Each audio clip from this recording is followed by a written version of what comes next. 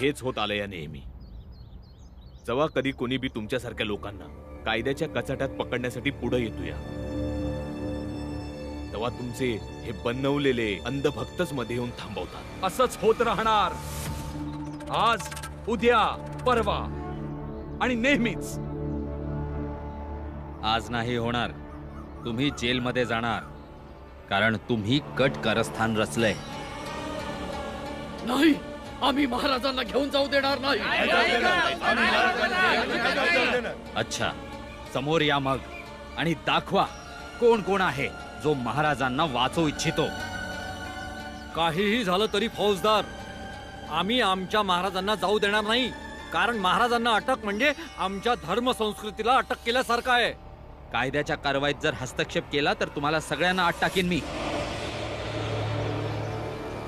बांधा यांना रश्शीने. फौजदार साहेब, हे चांगलं करत नाही तुम्ही. असं कसं दोषी म्हणू शकता तुम्ही महाराजांना? असं नाही करू शकत तुम्ही. हे तुम्ही चुकीचं करत आहात.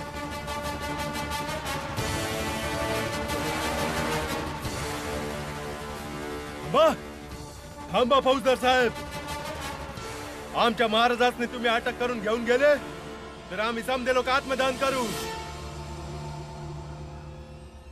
साहेब, जर या लोकांनी खरंच आत्महत्या केली तर आपल्यावरच अडचण येईल. आणि यांच्या मनात महाराजांसाठी एवढी श्रद्धा आहे की हे महाराजांसाठी स्वतःचा जीवही देऊ शकतात. बघूया, घेऊन चला महाराजांना. हे बघा फौजदार साहेब, आम्ही घेऊन नाही जाऊ देणार त्यांना. आम्ही असं घेऊन जाऊ देणार नाही. थांबा. ए, थांबा.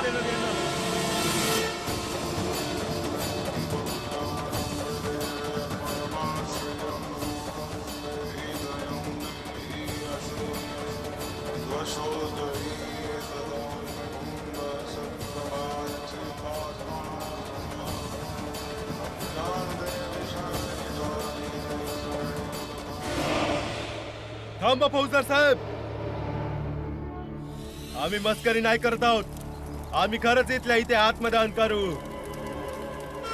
एक एक करून जळा, म्हणजे अंधभक्तीची ही मशाल जास्त काळ टिकून राहील.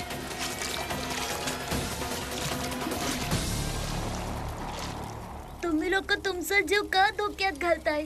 भीमराव, गप्पा बस. आमचे महाराज अपराधी नाही आहेत. अपराधी नाही तर निर्दोष होऊन परत सुटून येणार की. पण असं रोखणं चुकीचं आहे, कायद्याच्या विरोधात आहे. चुप. ही यांचे महाराज आणि अनुयायी यांच्या मधली चर्चा आहे. यांचे महाराज यांच्यासाठी तुरुंगातही जाऊ शकतात आणि हे आपल्या महाराजांसाठी स्वतःला जाळूही शकतात. आणि आमचं आणि यांचं हेच नातं सगळ्यात विशेष आहे.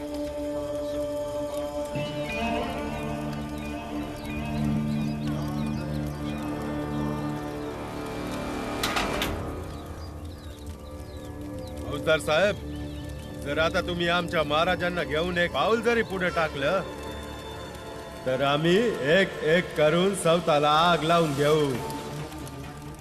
कारण तुमच्याच सांगण्यावरून आमच्या श्रद्धेची मशाल जास्त काळ टिकून राहील.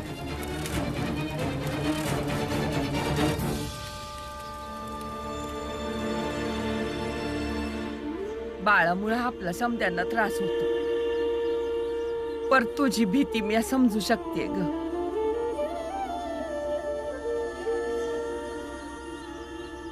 मला समजतच नाही आहे ताई, आता काय करू? कसं समजवू या पोराला जो तो विचार करत आहे? जे त्याच्या मनात शिस्त आहे ना, ते शक्य नाही आहे. हा समाज कधी बी या गोष्टीला मान्य नाही करणार.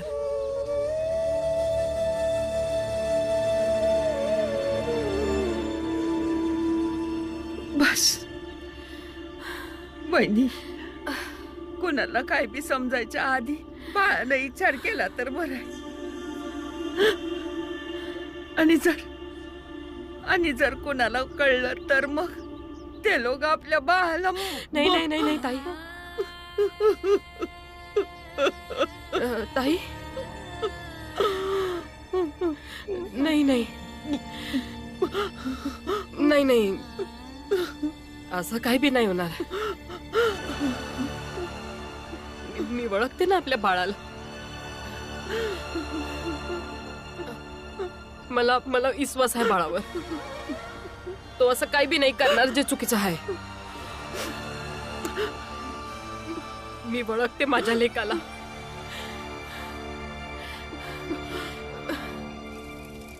फौजदार साहेब,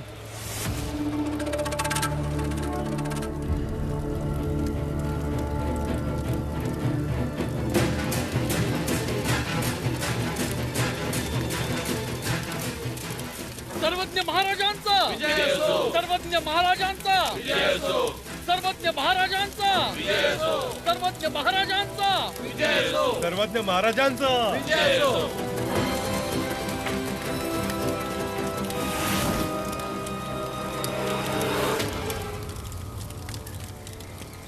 सर्वज्ञ महाराजांचा सर्वज्ञ महाराजांचा सर्वज्ञ महाराजांचा.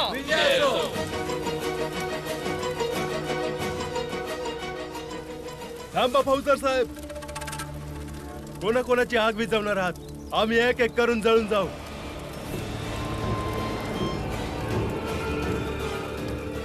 विचार करा फौजदार. असं नको व्हायला की खूप साऱ्या लोकांच्या आत्मदहनाचे गुन्हेगार होऊन बसला. धर्माच्या गुन्हेगाराला समाजाकडून कधीच माफ केलं जाऊ शकत नाही. तुम्हाला असंच वाटत होतं ना की ही सगळी माणसं खोटी धमकी देत आहेत? पण आता विश्वास बसला असेल तुमचा. तरी यांच्या विश्वासात किती शक्ती आहे त्याला जर पारखायचंच असेल तर घेऊन जा आम्हाला तुमच्या तुरुंगालाच. आम्ही आमचा आश्रम बनवून टाकू. परंतु हीच सगळी माणसं तुमच्या ठाण्याला स्मशान बनवून टाकतील. म्हणूनच हे सोयीस्कर होईल की ज्याने आपल्या मुलीला मारण्याचा प्रयत्न केलेला आहे त्याला तुम्ही इथून घेऊन जा. म्हणजे तुमचं कर्तव्य पालनही होईल आणि तुम्ही धर्म बुडवेही नाही होणार.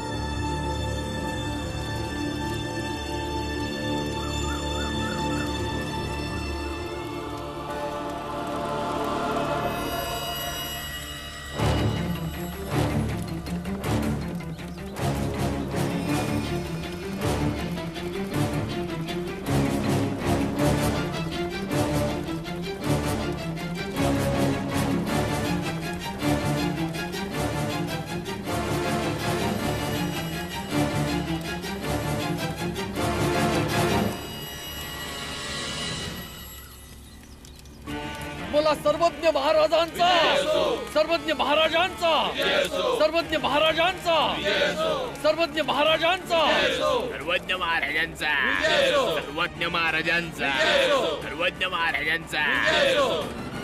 फौजदार साहेब, तुम्ही त्यांना थांबवा ना. त्यांना थांबवण्याचा अर्थ आहे सामूहिक आत्मदहन. याने ही समस्या संपणार नाही तर अधिक प्रमाणात वाढेल.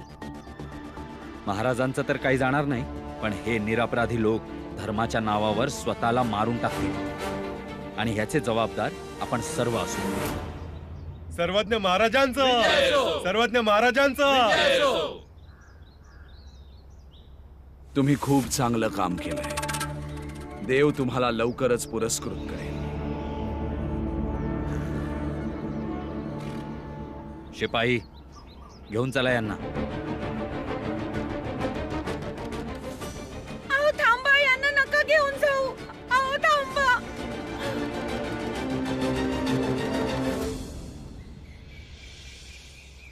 चल. बघितलं सुभेदार, कायद्याची शक्ती कधीही धर्माच्या चौकटीत नाही सामावू शकत. ना कधी सामावली होती ना कधी सामावू शकणार. समजलं?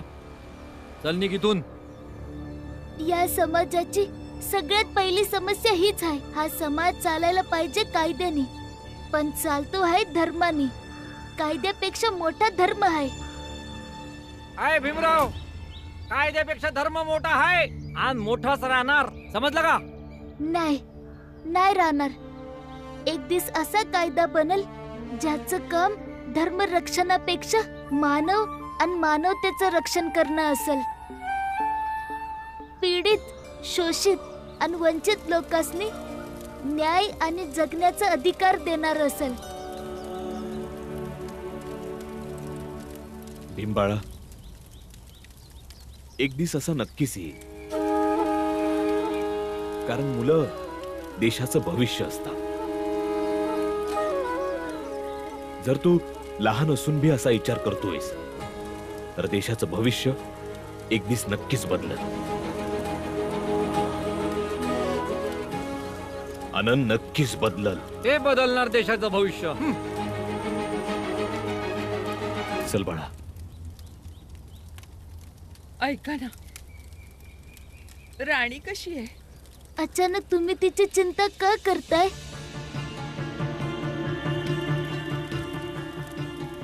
चल बाळा.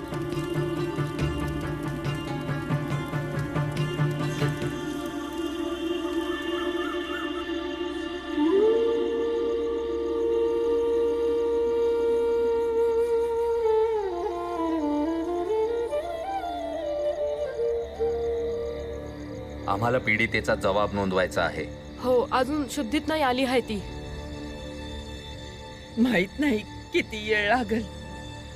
बिचारी बरोबर लय वाईट घडलंय.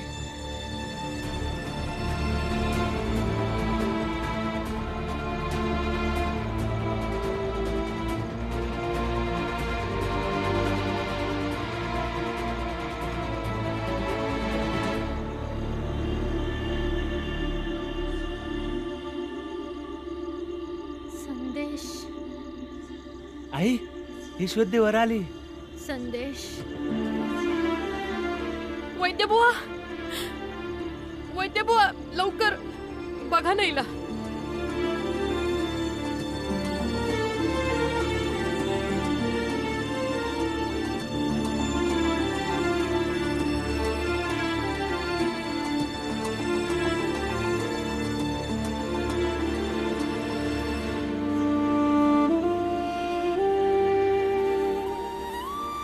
अरे, पडून राहा बाळा, पडून राहा.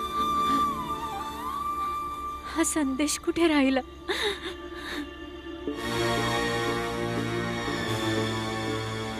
तुम्हाला गोळी कोणी मारली? रडू नका. तुम्ही आम्हाला एवढं सांगा की तुम्हाला गोळी कोणी मारली. आम्ही त्यांना शिक्षा देऊ.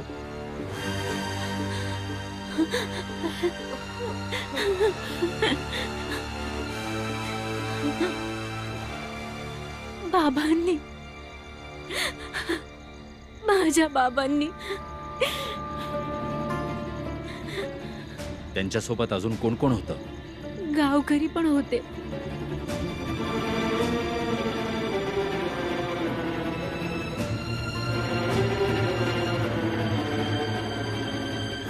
मी त्या सगळ्या लोकांना अटक करून घेऊन जाईन. तू स्वतःची काळजी घे.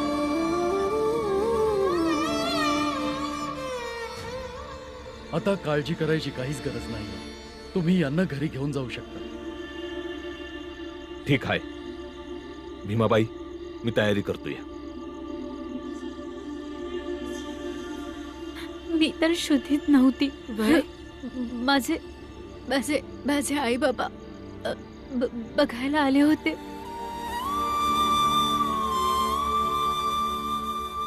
नाहीतर तुझे बाबा आता जेलमध्ये आहेत. आज त्यांना पोलीस पकडून घेऊन गेले. पोलीस?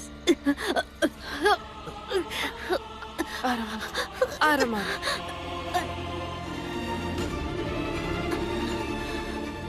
पोलीस पकडून पण काय करणार?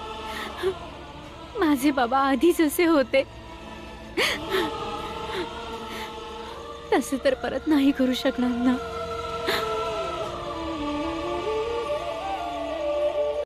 माझे ते आई बाबा जे एकेकाळी माझ्या आनंदासाठी काही करत होते. मला ना आंबट गोड लेमन गोळी खूपच आवडायची. जेव्हा मी रडायची ना, मग दिवस असो वा रात्र माझे बाबा ते शोधून आणायचे. आणि जेव्हा आई थांबवायची तेव्हा म्हणायचे की मी माझ्या राणी बाळाला रडताना नाही पाहू शकत. आणि आज त्यांनीच गोळी मारली आणि बघायला पण नाही आले.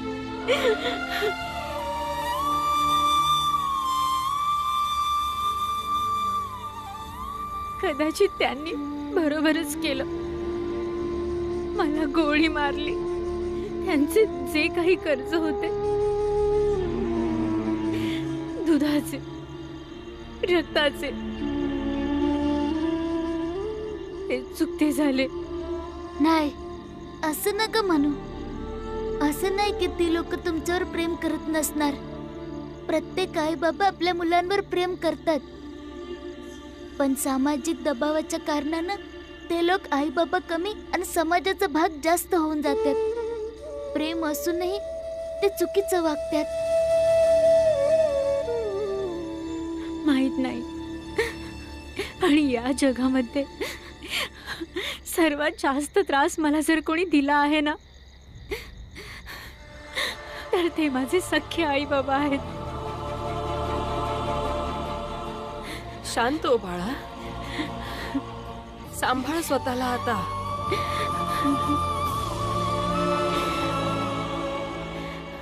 तुमच्या नवऱ्याने आपल्या धर्मासाठी लय चांगलं काम केलंय, पण ते काम अर्धच राहिलंय. तर ते काम आता तुम्ही पूर्ण करा.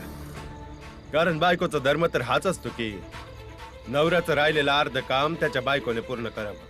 जोपर्यंत हे काम पूर्ण होत नाही तोपर्यंत या गावात आरामात राहा. तुमच्या राहण्यानं खाण्याचा बंदोबस्त केला गेलाय. आता जाऊन आराम करा.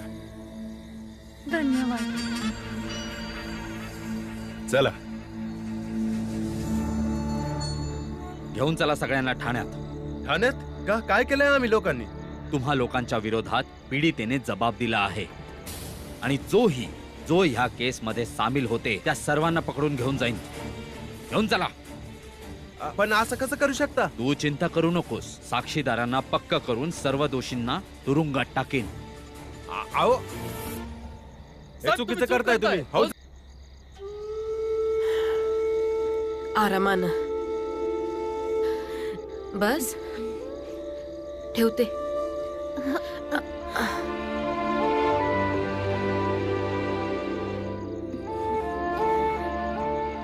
जरा बरं वाटतंय का?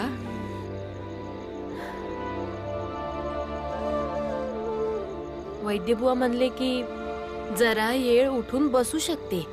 हं? अन दमादमानं प्रयत्न करून थोडं चालू बी शकते.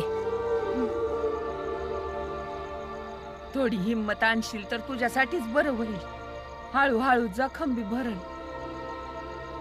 पण समद्यात जरुरी आहे खाणं पिणं. औषध बी घ्यायचंय ना. मी खिचडी बनवत आहे, खाऊन घे.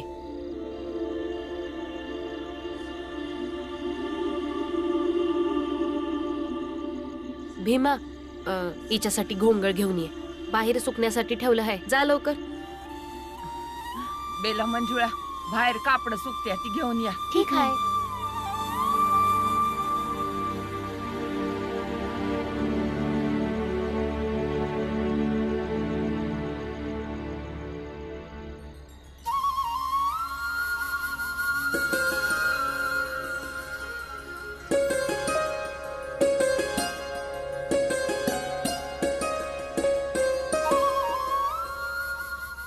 आता तुझं दुखणं कसं आहे?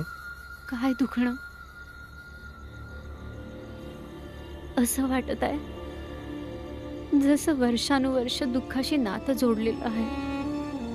आता तर सवय झालीये दुःख सोसण्याची. याचं काही औषधही नाही आहे ना.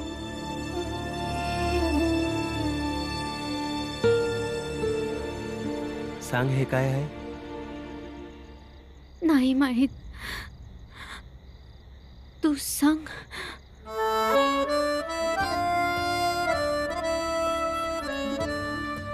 लहानपणी हे खाऊन तुला लय आनंद व्हायचा.